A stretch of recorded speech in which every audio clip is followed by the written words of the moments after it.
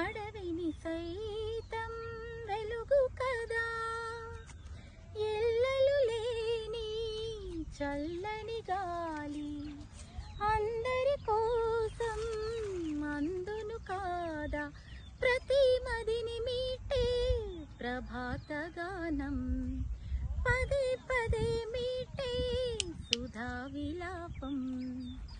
ఏది సొంతం కాదను కానన సందేశం, పంచే మనసే ఉంటే ప్రపంచమే శూన్యం.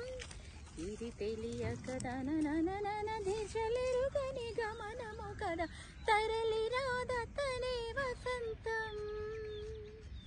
తన దరికి రాని వనాల కోసం గగనాల దాకా అలసాగకుంటే మేఘాల రాగం ఇలా